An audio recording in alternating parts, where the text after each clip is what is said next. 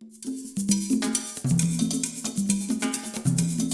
the world of sports, I know you've worked with some large companies.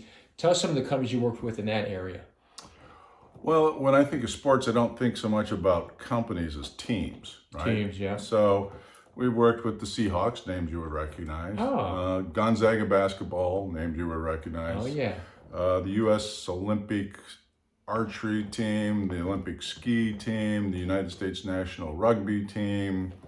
You know, those are the You ever work with, like, I know here in Washington, there's like Brooks and there's Nike and there's Adidas and these big shoe companies. Yeah, well, I don't think of them as sports companies. You know, Brooks is a shoe company. We haven't worked with them. Nike is a apparel sports shoe company. And yes, we have worked with Nike. Absolutely. You ever work with Michael Jordan?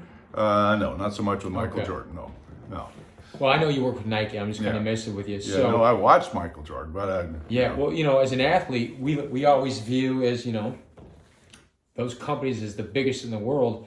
And I know, tons of people I know in NBA, they're all Nike guys. And I know from my own personal experience, there's a lot of dysfunction in those large companies, especially when you got type A egos, these competitive guys. Mm-hmm. Why would Nike come to a guy like you and want to work with that company? Same reason anybody else does, right? We've got something to offer that they can't get anyplace else, right? It's that simple. Yeah. And we can do things that other people can't.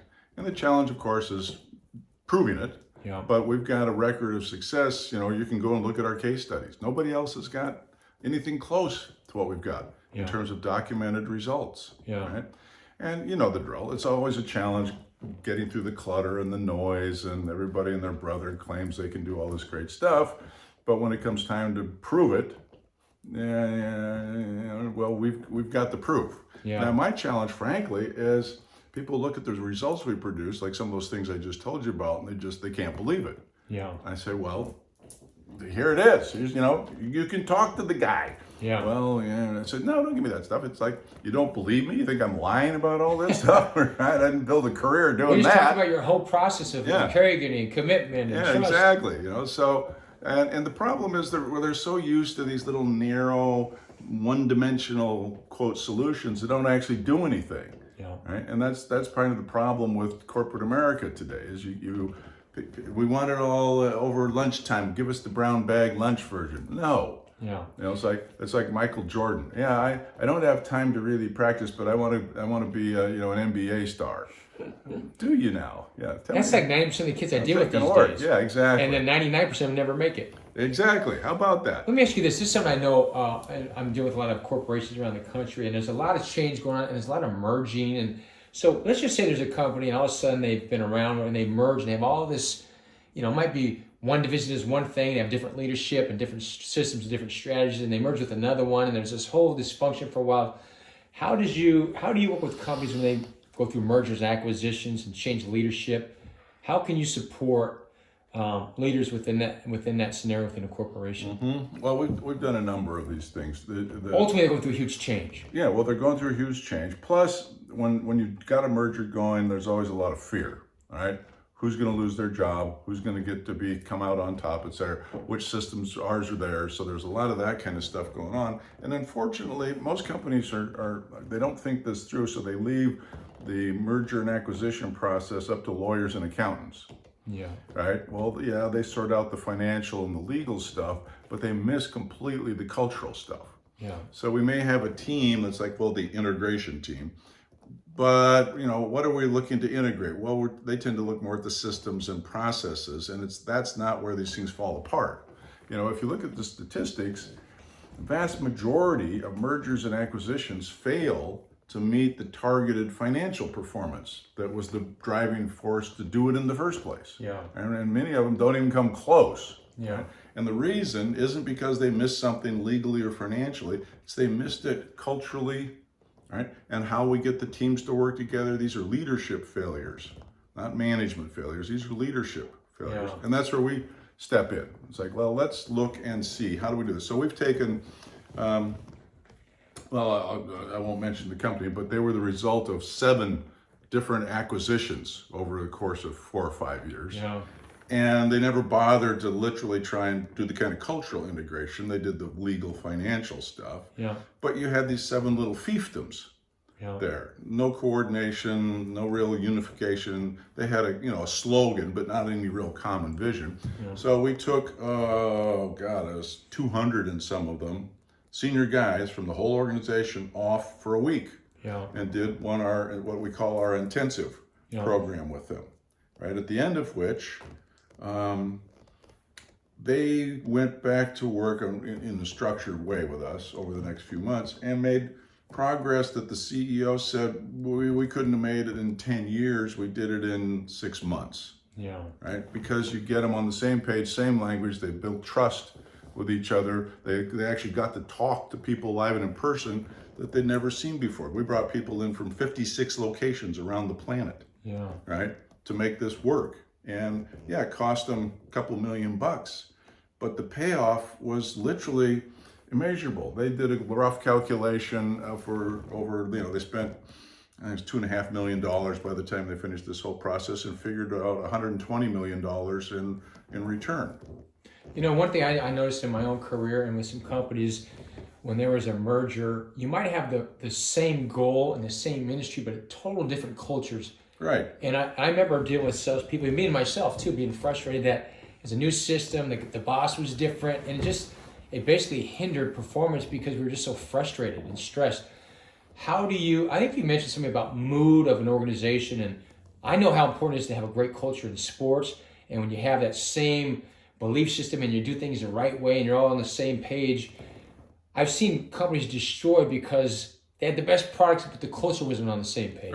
Right. Well, we've been talking about moods for 20 years. It's now finally making its way into the common business language. And what people kind of don't understand is moods and emotions are not the same thing, right? And the axiom we use is real simple. Mood is everything. Yeah. It's not the only thing, but it's everything, because if you don't get that right, nothing else you do is going to matter. And people kind of have a hard time getting their heads around, but like, no shit, nothing else you do is going to matter. Yeah. Moods come in two flavors. Technically, they're called generative and degenerative, and what they generate or not is the space of possibilities that your future lives in. Okay? Common language, positive, negative. So let's just stick with that. So positive moods, generative moods, examples would be trust, confidence, acceptance, right? Esprit, resolve, those sorts of things. Negative moods are distrust, resentment, resignation, cynicism, arrogance, complacency, entitlement. Unfortunately, that negative list rattles off a lot quicker. And what happens is there's a direct correlation between the prevalence of these degenerative moods, right? Yeah. And the number of people in an organization and the length of time it's been around. Why? Because we're still stuck in these antiquated management practices. Yeah. Right? Now, the thing about a mood is a predisposition for action. Okay? If I'm living in resignation, I'm predisposed to do nothing. Yeah. Oh, this sucks. Nothing ever works. Nothing ever goes my way. All we do is talk about stuff. Woe is me. Why should I even try? Right? Yeah. The poster child for resignation is Eeyore. Right? I mean, look at it. He's gray. He's droopy. There's not a right angle on his whole body. Right? Yeah. Right. So, if you go to a startup company, what's the coolest thing about a startup company? The mood. Fun. It's excitement. Yeah, because we're all full of confidence and trust and belief in the future and everything. Nobody starts a company out of resignation. Oh, this will never work. Let's go raise some money and start a business. It's like, nah, no. I was going to invest in your company, but I realized that... that ain't happening, right? Yeah.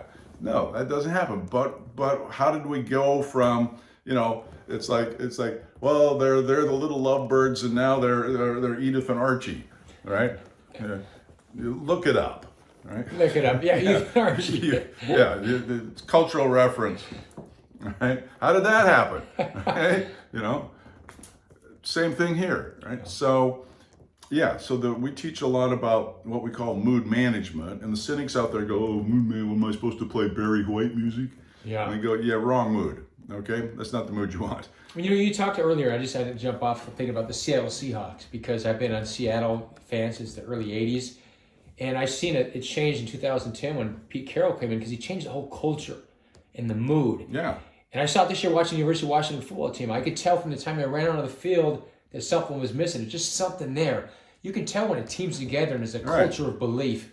And I know it doesn't matter if it's military, sports, or corporate. If you don't have that connectivity between people and that mood and that energy, You don't have anything. and it's too competitive out there. Right, exactly. And as you said, you can watch, and we see this all the time, military units. I go down to, Fort Hood, and you can literally walk into a headquarters, a battalion headquarters, and feel, right? Oh, these guys are in big screwty here. Oh, yeah, Or yeah. these guys, oh, look out now. Yeah. It starts with leadership, but as I say to my CEOs, new CEOs, they're both frustrating and great to work with. I say, look, you've been a manager your whole life, now you're a leader. Those are two different things. Yeah. So let's be clear. So I ask them a simple question. What's your job? Oh, well, I'm responsible for blah, blah, blah. They give me this big old laundry list of stuff. Yeah. And I go, yeah, no. That's what you're supposed to be delegating to get done. So you only have two jobs. Really? Yeah. One, and number one, you're the guardian of the mood of the enterprise. And number two, you're the architect of the future. That's it.